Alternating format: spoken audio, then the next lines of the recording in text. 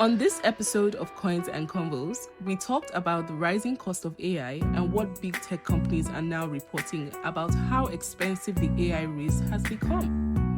And that led us to one simple question: AI versus human labor, which is really more expensive? We also discussed whether AI is still cheaper than hiring people, or whether it is creating a new kind of business cost. So in this episode, we unpack the real cost of AI, human labor, and the future of work.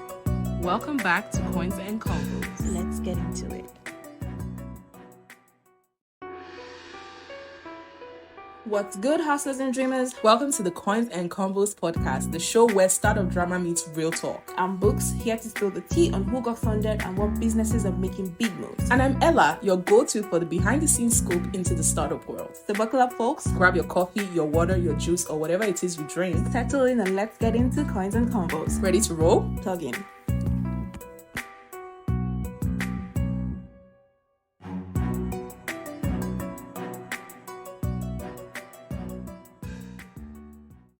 Hi folks, welcome back to another episode of the Coins and Convos podcast. How are you doing? How'd your week go?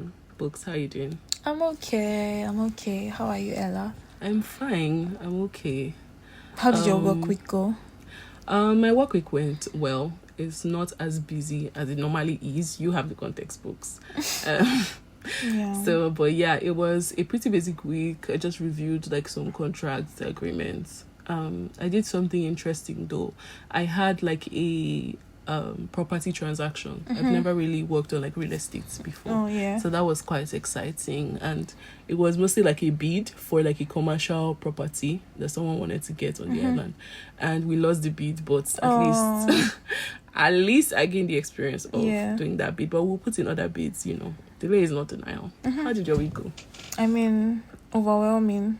That's like one word that can just describe, because I just came back from a very amazing leave that I enjoyed so much that I thought about quitting my job and just running away. And this is like the first time I felt that way, because I'm a workaholic. Anybody that knows that I love to work a lot. So it felt like, I just wanted to be what we call in Nigeria a yawoga. Exactly. And just lounge away and just enjoy my life, But I'm back to work, and it just made me question, coming back to work made me question the importance of handover notes, because I met the tax that I left on that note. So I'm like, why did I have to prepare this? Why did I have to give directives? Why did I have to hand over to people that I still had to deal with the task? So real and so valid. So that's like, the downsides to these things. Because now I'm back to work, and then there's a lot to do, and everybody just throwing me around like, yeah. But I mean, that's pretty much it for me. It's cool. Yeah. So what's on the conversation table today? What are we yapping about? What are we yapping about?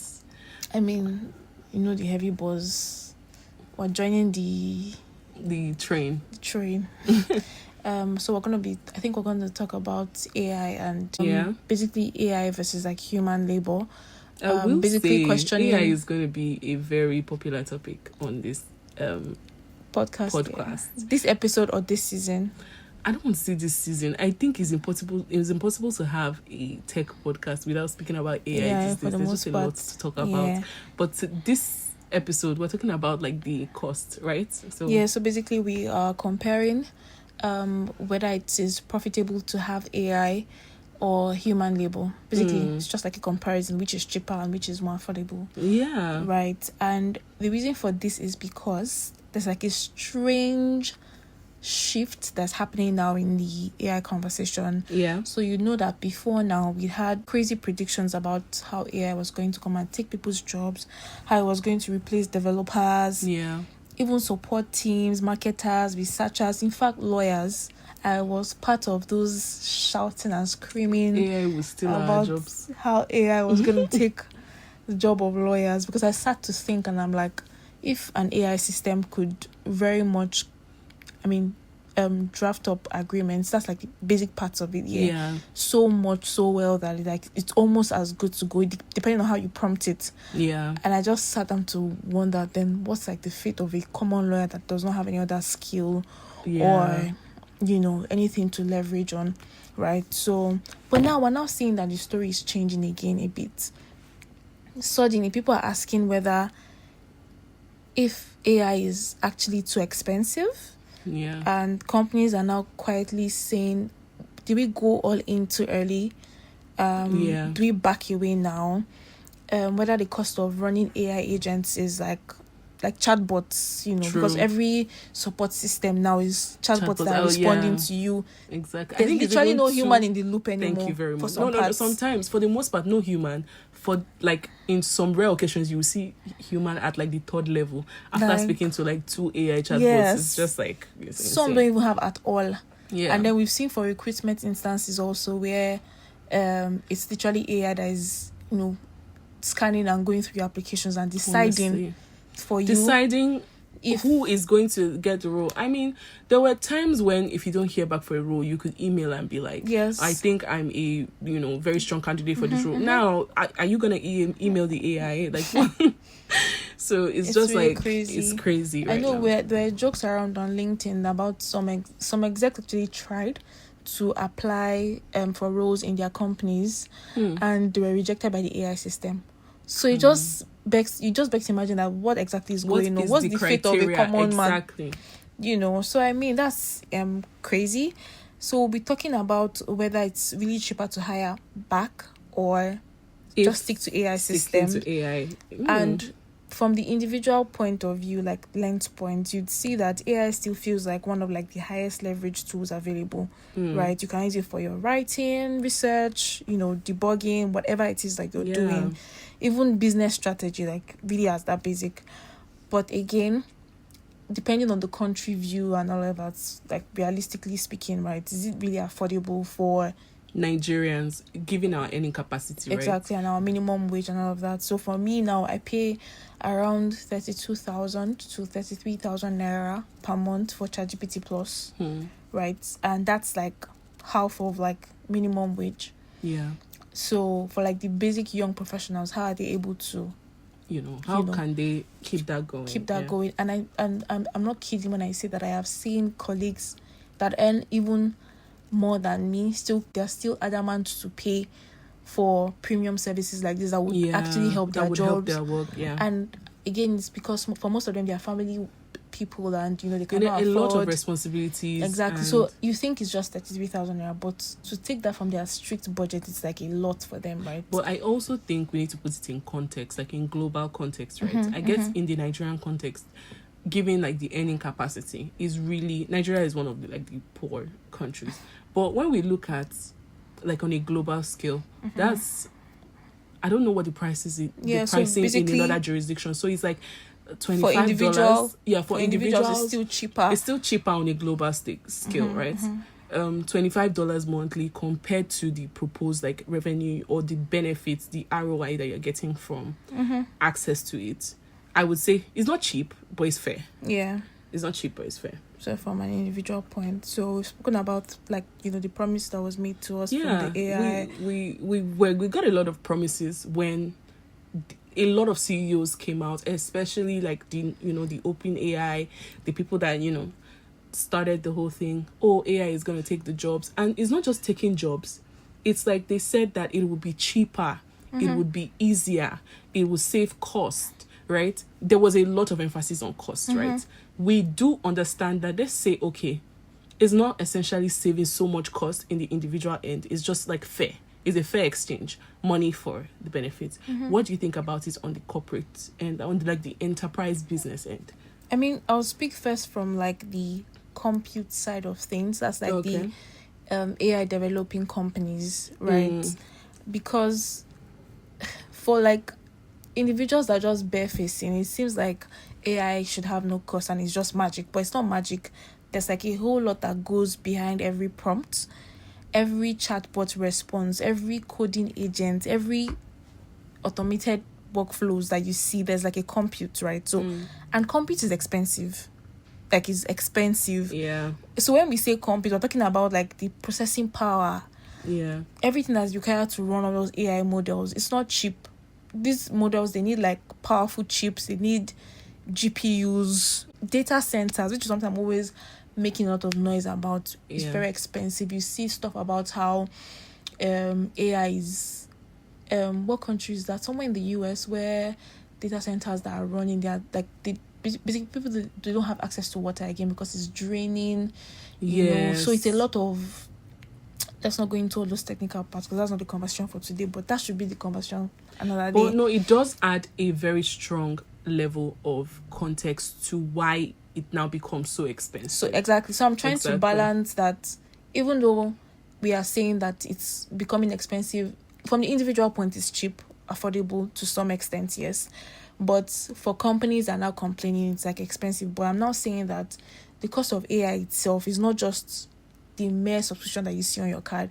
It's actually a lot of infrastructure that is used to build whatever you see. And it raises the question of how are they able to sell us, it's cheaper, saves cost, saves money in the beginning, knowing what, the computing costs was it not like bits? It was really just bits to because get I read one article on, was it Mind? I've forgotten the name of these guys, but they were like something around the fact that when AI was built, it was on the mindset that what's it called? People would be able to see. It's like when you're tricking somebody to say, take this, take this, and then when you see the good, you're like, oh, and then you so really nice. like it, and then you just keep. So now you feel like you can't do without it, and you have to pay for it. That's because exactly I never thought I would use my money to pay for AI.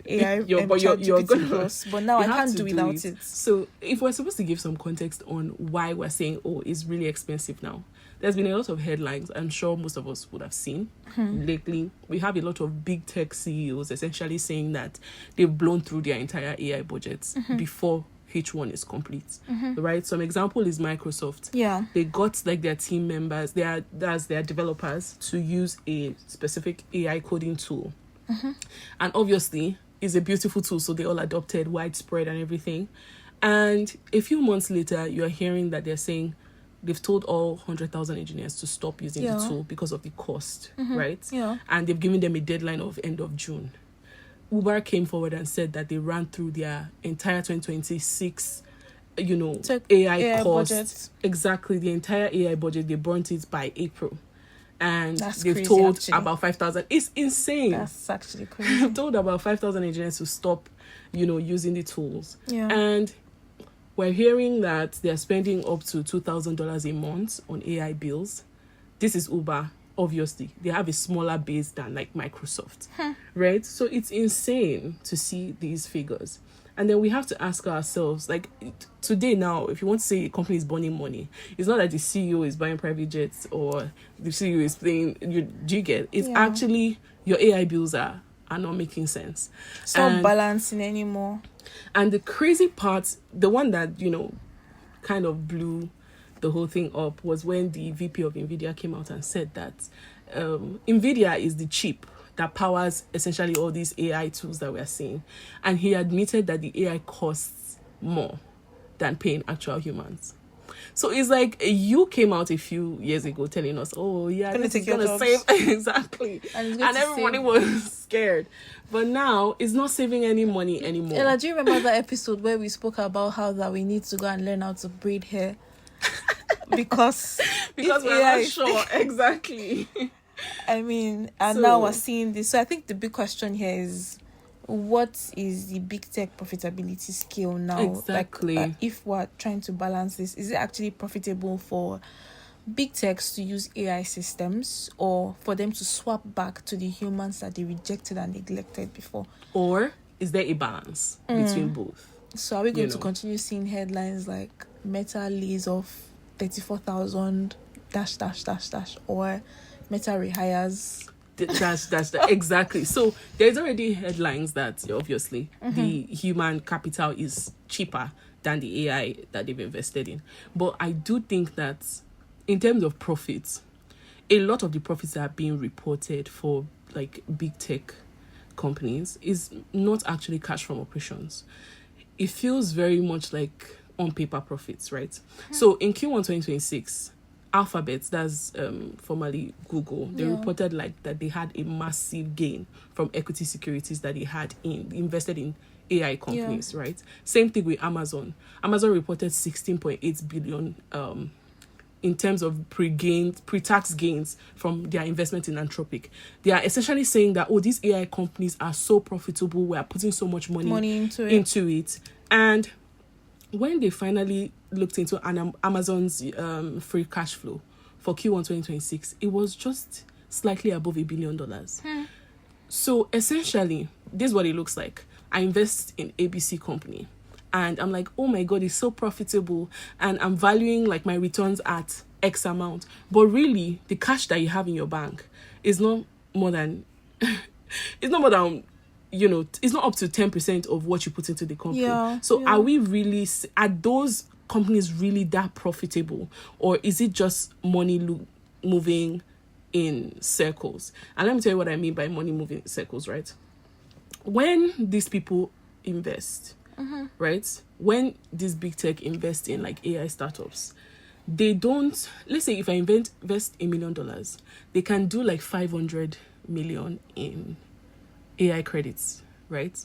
So those are AI credits and infrastructure supports that those AI startups are going to come back and use in that company. For example, Alphabet invests in Anthropic. This is an example. Anthropic gets half of that investment in AI credits, uses it back into Alphabet, and then we're here now saying that so basically what you're saying now is that the profit endpoint is coming from cross investment. It's coming from circular movement of cash. Yes. Yeah. But questioning profitability in the sense of whether payments for AI license use for employees is not basically replacing humans is not as profitable as they had preempted it to be. Exactly. So their profit is now, from what I'm hearing you say now, their profit is now coming from their capital appreciation. Looking at it also from the end point of, because I know that late 2025, OpenAI came out to talk about their losses and all of that. Yeah. So now, from their own end point, so because increasing subscription rates from this $20 around $20 that we're talking about is like not looking like it's going to happen anytime soon, but it has to happen. But they cannot just move it like, because it's going to be too expensive for people and people to use. But in turn, they're not getting their money worth back. Like from all the compute and infrastructure that they're building for AI models and systems, let me give not you, getting the money they're back. not getting the money back. Okay. Let me read you like stats, right? From OpenAI's revenue. Yes, please. 2023 revenue $2 billion, compute spend $4 billion. That's revenue $6 billion in 2024, compute spend $15 billion. That's almost crazy. 3x. So what are they going to give their investors back? Thank you very much. And how are you now saying that's why the buzz is coming up now, because investors are beginning to also say, when are we going to get our money back? Everybody rushed into the whole AI investment. Now let's look at it from the AI developing companies' viewpoint, right? Yeah. Now, at the beginning we already said that 33,000 naira is a fair price for subscription rates. Yeah. But these AI developing companies are now saying that that's not even enough for the value they are getting because of the infrastructure that goes into building the AI system. And not just building, but also like maintaining functioning. it. Yeah. So they are now saying that they can't, because of course they have to do their ROIs and everything back to investors and all of that. So what's going to happen now very soon, sooner than we expect, is that there's going to be an increase in the subscription rate. And it's going to, look at the stats you gave us now. True. So imagine what you mean that by you have subscription to rates, like the cost. Yes, the cost of individual based subscription. Individuals and enterprise. If a company is buying license fees or whatnot. Saying that currently, without even an increase, enterprise is already ridiculous. So imagine with that's what we're saying. That's what I'm saying now, that because the increase is definitely going to happen. Yeah. So can businesses actually sustain using AI systems with that increase? Yeah. Or is it better to just hire Ella back to be the developer? Exactly. And let Ella now find a way to outsource and get her used to AI system. Because this is how it's going to be now. Credit points are going to be different. Like there are like levels to the use of AI systems. Yes. There's like a breakdown. There's like the plus, there's this, there's that. Then you have limited tokens for each that you're using. Yeah. So if you hire Ella back, I'm just giving an instance. You can use a lower tier. Ella can use a lower tier. Or Ella alone can use a higher tier. The enterprise now paying for one tier for all its All- employees exactly. and then having more cost and everything. So And like I that's think the question people have now. already started doing that. Like big tech already started opting Everybody's to trying use to wake up. smaller models for like normal tasks, like your simple work emails, your reports, CX. They'll be using the least expensive AI model so that they're saving costs. What we see that is the issue is this big tech paid for the highest AI models Because for all their I read one Their, other article somewhere, and developers. it's like as simple as a customer service response AI chatbot, you have to pay like the one of like the maybe like medium level access points or tier whatever it is, right, for the AI system to function, interesting. as opposed to hiring someone to do the job. So imagine Yeah. that it's now very, very expensive. It's even more expensive than hiring that individual to just respond, even though it's very, it's like draining and all of that. True. It just becomes that human labor is now cheaper at that rate. Yeah, So at the end of the day, who are we saving? true. So what do you think this means in terms of replacing jobs? I think it won't replace jobs, but it will definitely reduce the number of people, or it will beat out people that don't know how to use AI.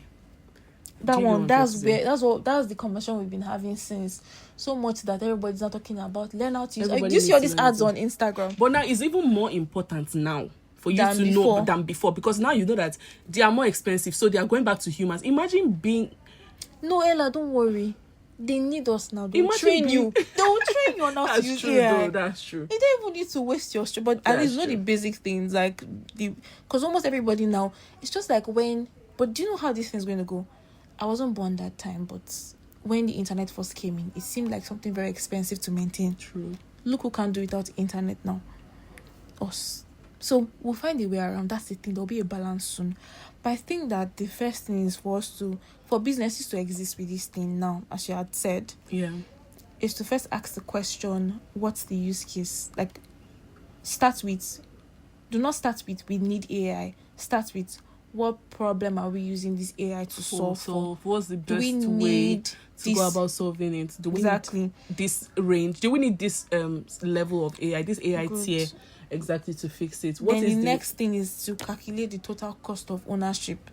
Like, that's like from the subscription to the API usage, integration, they training, did these big techs supervision. did calculate. Their budgets were comprehensive. Do you think Microsoft does not have a comprehensive It's just that budget? now It's just like the now compute cost per token, all those things, all those, I don't know how they say it, but it's now they running want to is running because crazy. you are now using more tokens that you envisage that you would use. People are saying that they should use. I've seen like Microsoft said that okay, they are going into usage-based pricing for their co-pilots. What does that mean? Like it is usage-based, kind of like your light meter based Yeah. on how you use, but instead of it Like being you're prepaid, prepaid. instead of it being prepaid, it's like you are getting your bills according to how you use the quantity, like the how you use it. That's crazy. And they thought it's solving a problem, but people are using it. It only solves a problem if you're like, okay, we have 100,000 engineers, and only like if you are using it, or they are not using it as much. But if all of everybody is actually using it, does it actually solve the problem?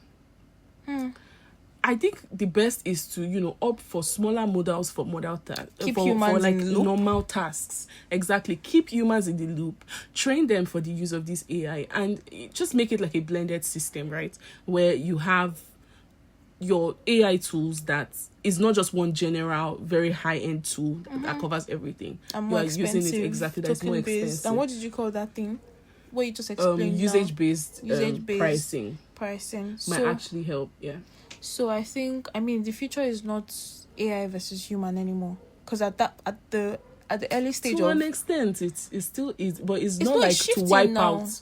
Yeah, it is shifting. because they 100%. can't handle the cost. Yeah, So true. I think the future is now human plus AI, but only when the economics make sense. Exactly. Like if it's not balancing, then True. so I think obviously this is a price problem, and these companies are not just gonna say competitive pricing is an important aspect of any industry.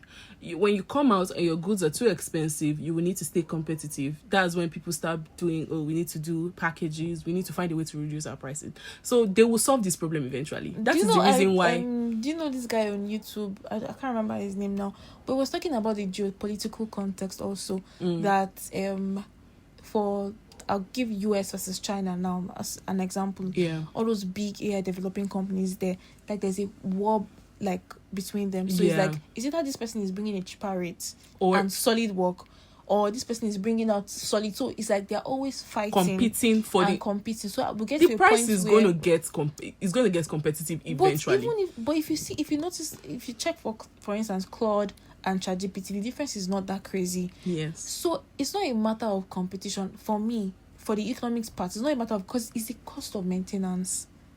If we cannot find economics, cost of maintenance is also all tied to the economics, because if it costs you this much to create and maintain, you have to price at the place that makes sense. That's what I was saying, that there's no way it's going to come down now, because the infrastructure cost is still very high. Find solutions. Do you know that? Look at these stats you just read. I agree. Do you know that Microsoft and Google and Amazon, they've started working on their own chips?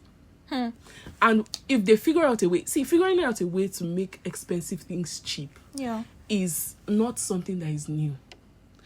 The people will just have to find alternatives. People will have to, you might have to give up some quality. You might have to do some sort of package. There are many innovative ways to go about it. I think it's only a matter of time before the pricing it's not going to be cheap, but before it becomes competitive, and before they start saying, okay, what ways? For me, I don't see any competition at this point. There's none. There's not any clearing competition that people can say, I'm moving. Because I'm seeing, except if you're talking about what the use case, right? If what you need AI system for, but in terms of pricing and economics, we're talking about looking into the future, right? The future is not entirely AI replacing humans. And it's not essentially humans getting their jobs back and like humans being restated to how it was before AI. It's a situation where in the short term, humans will have to come back, learn to use AI. They will spend some money on training. It's probably going to be cheaper than actually having these large AI like models and tools and expensive tools. But these businesses are going to do all they can to reduce production costs and make sure that they have competitive pricing so that they can stay in business. I'm talking 10 years down. We already have Google they are creating their TPUs. They have Ironwood. Amazon is working on Trainium and Infernia. So I think there's going to be more competitors. Not everybody's going to rely on NVIDIA for their chips. And when there's competition, there will be better pricing. Maybe not cheap pricing, but definitely less expensive one. I mean, that's true. So I think the final question in all of this conversation is just really, which is really more expensive, AI or human labor? Because there's some people that will still beat their chest and say it's cheaper for them to run with AI. And some companies, big techs, like you said now, would say it's cheaper to run with humans. Yeah. But leaving it open for you guys to also debate on and let's see where everybody is at. And basically, are people going to get reinstated back, or is still going to be a thing of AI is running our jobs?